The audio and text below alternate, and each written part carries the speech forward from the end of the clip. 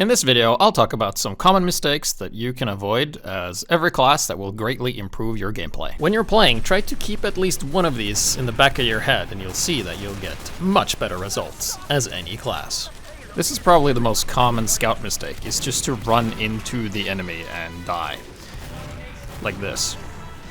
Alright, so scout isn't as powerful as other classes. He has a very specific zoning thing to do to stay out of the enemy's kill zone. So basically, a lot of scouts, they use their speed to just run into the kill zone of the enemy and then die.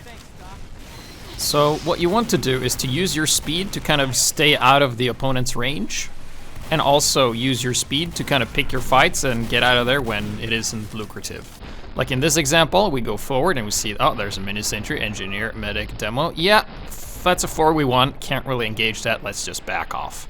And as long as you do that, you'll be pretty good, because scouts is pretty good at picking off classes that spy themselves, but not in like a huge firefight. And that is due to the class's design and how it scales against other classes, because scout gets better the fewer players are involved in a fight. So in 1v1, scout's pretty good unless you just run into a soldier in their kill range, which we saw earlier. So here, can't really engage that medic. He was well protected. If we had committed it, we most likely would have died, and we might not have gotten the kill on the medic. So speaking of this medic, he is very busy healing this one heavy and only this heavy, and the rest of the team is invisible. So this isn't really the level of players that I assume is watching this video, because I do think you know that you should just heal one player and one player only, and only look at that player and not do anything else. But you know, as you can see, these players clearly exist.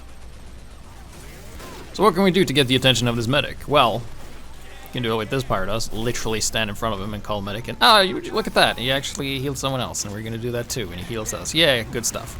Alright, moving on to medic. Only looking at the guy you're healing. That is pretty common for medics, and we're gonna see here in this example, where I'm just gonna be looking at this heavy and not really anything else. Because we're tethered with the medigun beam, I actually don't need to look at this heavy. However, in this case I am, and I also mess up the crossbow timing, which isn't, you know, that great. So here in this other example, there's a bit more going on, there's a bit more players, but I'm just focusing on what's literally in front of me. I'm just aiming at the Demoman. And basically what that does is just kind of make me blind to my surroundings, and I don't really know what's behind me, you know, teammates needing heals and stuff like that. And I also lose a lot of oversight over the situation by just looking at the guy I'm healing.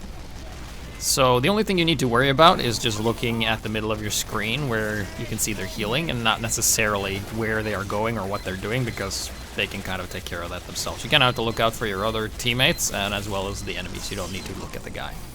Another thing is huge is the quick fix. Oh my god, if you've ever watched any videos of me, you know that I am yelling at medics using this, because don't use this unless you absolutely know what you're doing, and most medics that I've seen don't know what they're doing, because the quick fix, because of the way it works, like it has faster healing, but the faster healing is very negligible, and like the scout, it scales very badly the more players are involved. Like, it's great for very low numbered fights, but any big fights like this where there's a lot of splash and a lot of damage, it actually just doesn't do anything, because the overhealed buff is just so small and the healing doesn't make up for it. And there's so many classes that just out DPSs the faster healing anyway, so it doesn't really matter.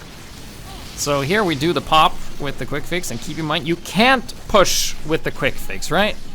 It's like, you can only use the quick fix if you're behind and you're trying to catch up, and it's like a dire situation.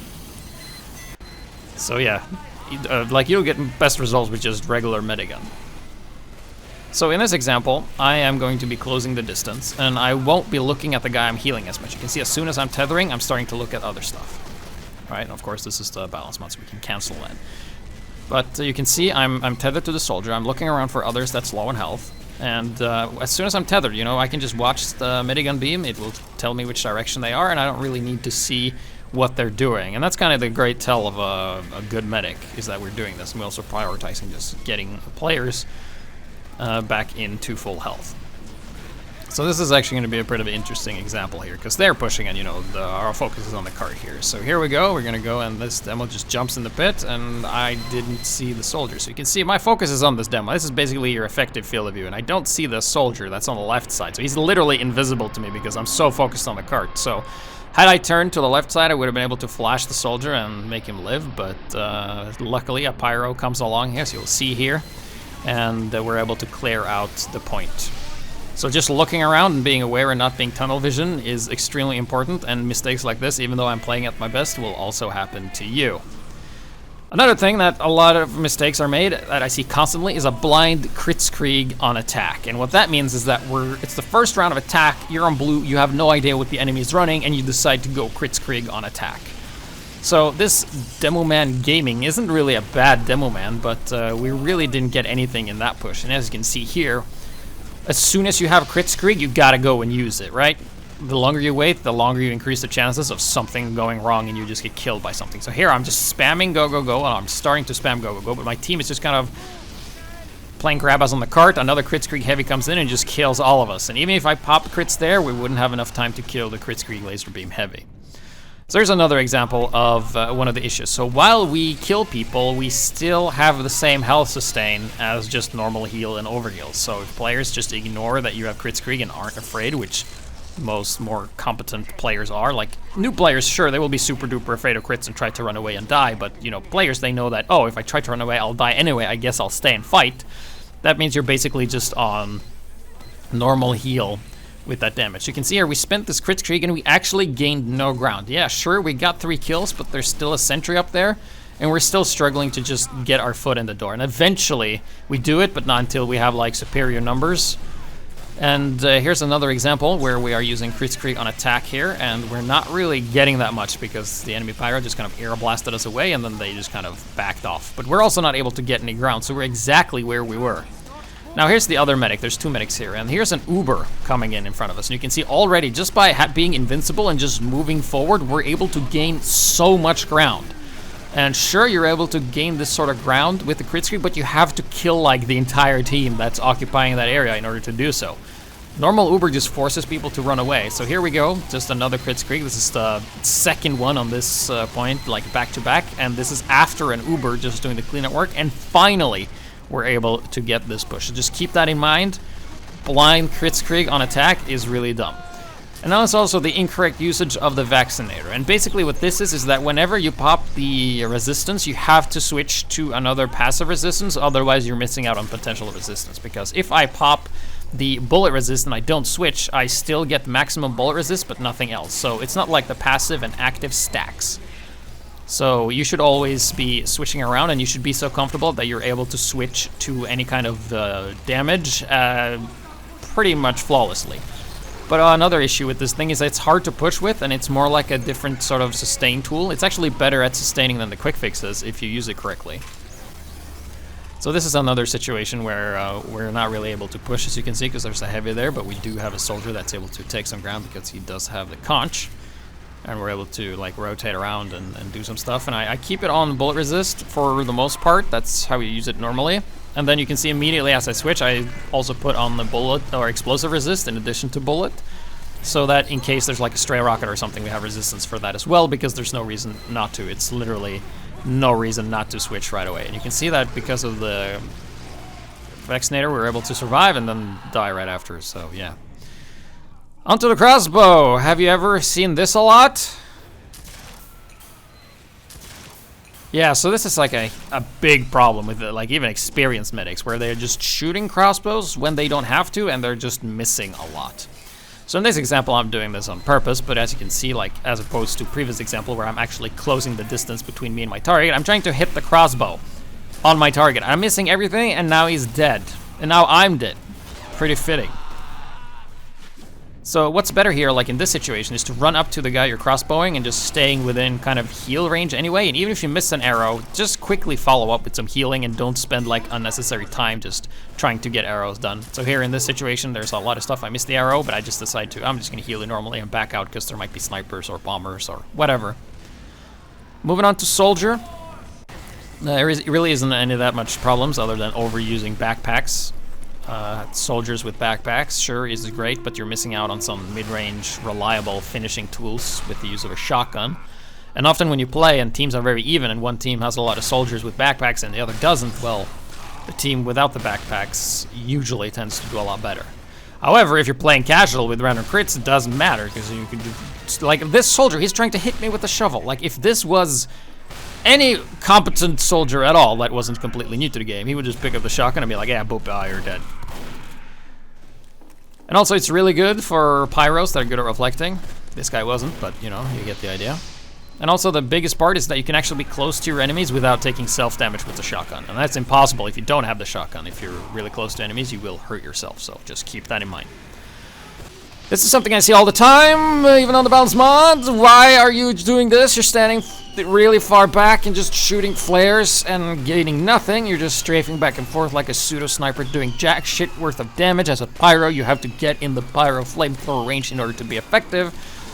Sure, you can use this to kind of farm the flog, but still, you're out of the fight. You're not really contributing enough, so you kind of need to go forward. And look at that, as soon as we went forward, we got a kill, and we haven't really done anything. And then, of course, we die here because my reflexes are garbage. But you get the idea. And just to show that I'm not kidding, this was on a map I was trying to get some footage on, and this pyro, he has the flog, sure, but he's trying to shoot. This is just one sniper, and he's missing like every shot. Like, why even bother? Like, you're wasting so much time. Why don't you even play sniper, you know, or something else? But that doesn't mean flares can't be good, right? Like here, I hit the medic on fire, I do a prediction shot, and I hit him and kill him. Wouldn't have been possible with the shotgun. So if used correctly, flare guns are really good. Just avoid using them exclusively. And of course, shotgun's pretty good too for zoning and getting into position. So in the next example that's coming down right here, I'll be engaging a scout. And back to scout, you can see that he's just running out, using his speed, running out of my kill range and just kind of zoning me out and forcing me to retreat. And I kind of have to use the cart to kind of not get hit and dive to him. So while having flare guns is pretty cool and nifty, they're a lot harder to hit and don't really do the same damage against pyros. Although they do have a high combo potential against pretty much anything else, but they're not that reliable. While on the opposite side, that if you have a shotgun, it's pretty easy where you can just kind of air blast them away and just finish them off. You can also do kind of cool combos with it too, like with the sniper here, and then the combination of this mini sentry, just get the scout in the air, get the mini sentry to shoot him, and just finish him off with the shotgun, so it works pretty good. Demoman, it's not, you know, too many mistakes you can make, except emptying your full clip, getting nothing. Like here, I'm just left click, right click, willy-nilly, and not really predicting anything, and then just emptying all of this, and I fired like in my entire clip and got an assist and a kill, which isn't really that great. So it's better to do this, like first you try to hit something, and then you put out sticks covering their escape options, and when they try to escape, you just detonate. So being a bit more patient is really worth it. Also avoid Demo Knights unless you're memeing. Of course, Demo Knight can be good, but there's no way a Demo Knight would be better than this clip. So here we have like a huge sentry nest, and we have a Kritzkrieg medic coming in here. We're able to clean this up because they ran into our spawn and died, which is, I would say it's a common mistake, but we can do it because it's fun. So here you come, Uber popped very early. That's something for medics to do as well. Kind of a common mistake is to be a bit stingy with the Uber. Just use it as soon as the target is in the red, and here you can see we're getting a lot done. We're hitting nearly everything. We're breaking down the entire defense, like got the dispenser and got the sentry and everything, and yeah. No Demo Knight's gonna do that. So for heavy, there really isn't that much, other than just not focus firing correctly. A lot of heavy has to do with positioning and where you stand. Like if you get killed by heavy, it's because you were out of position most part. Like here, I'm just kind of standing in the open and I should be dead to the sniper, but luckily the sniper isn't able to land the shots, or maybe he's not even shooting at me. But you can see I'm not really doing much. I'm just kind of shooting at stuff. Nothing's really dying either. Like I'm not finishing this medic. And I'm changing another target, shooting a bit of this guy. So you should really focus on firing down the target and position yourself so you can actually do something. If you just stay in battle long enough, people are just going to focus fire you down and you're just going to die. So here another example of positioning, just using the cart for cover. So you have other heavy that's behind the cart, or we're behind the cart, and you kill him. Nice. Alright, so over to engineer. My biggest pet peeve is building in spawn and then carrying it out. So this is actually 2 games, you can guess which one is staged. But if you build the sentry in spawn and then carrying it out, and then in addition place it in a terrible spot, you're going to be doing your team a huge disservice, because engineer is actually the most influential class in the game, and you gotta have that in mind when you're playing. So the best strategy is just to build in the field, collecting ammo packs and upgrading that way. Because engineer, where you put the teleporter is where your teammates' effective respawn will be, where you put your dispenser is where they will regroup and kind of hang out near the choke, and the sentry is where the enemy will focus their attacks on you. So it's important that you place your buildings with those things in mind. So on the example to the left here, you can see that we don't have any teleporters, which is hurting our team, and we have a sentry in an awful position, and we just started our dispenser. Now keep in mind we don't have a level 3 sentry ready just yet, but it doesn't really matter because there's no way the blue team on the right side will be able to get to my sentry before I'm done upgrading everything, because, you know, if you look on the left side, there's quite a bit of area they have to occupy and get past, and usually that's where your team hang out. So you actually have more time than the setup says, so it's actually not that important. So as you can see now, I will have level 3 teleporters, I have a level 3 dispenser, and I only have a level 2 dispenser on the left. And we're trying to kind of upgrade and just get everything going, and it's also in a really bad spot. So what happens is that our buildings get sapped, of course, and our sentry still has been able to get a couple of kills because this is casual and people don't know how to handle stuff well here, but we also had a metal. There's not a lot of metal sources. I'm also mismanaging my metal a little bit, and there's no ammo pack, so I'm screwed. But there's what's interesting. When I respawn, I see this guy. Yeah, he's carrying out a spawn, what I just told you not to do. And is there a teleporter at spawn? No, there is not. So this is so common, and you should not do it. Just build a teleporter. And if you're a teammate and you're not engineer, build or upgrade your engineer's teleporters. It literally costs you nothing. So here we can see, I'm zooming in here, this is where he decided to put him. And he just kind of leaves the sentry with nothing. So he just kind of leaves the sentry to its own things. And he runs away, and if you look in the kill feed, you'll see, oh, he died to a rocket launcher, and now his sentry is unsupervised by himself. So the sentry gets a single kill. And if you keep watching the kill feed, you'll see something very sad. So don't do that. Speaking of things not to do, don't stack snipers or spies. So sniper and spy is pretty much similar in the sense that the more you have of them, the less effective they'll be. Usually it depends on how effective your team is. Like if you have a really strong team, you can maybe have more spies, but usually like having more than 2 of each is really stretching it. And especially if you have no medic, it's just really gonna hurt, so don't. Alright, so that was some of the mistakes you can avoid. I hope you made aware of a few things. So yeah, this should hopefully help you, and I'll see you in the next video. Bye-bye.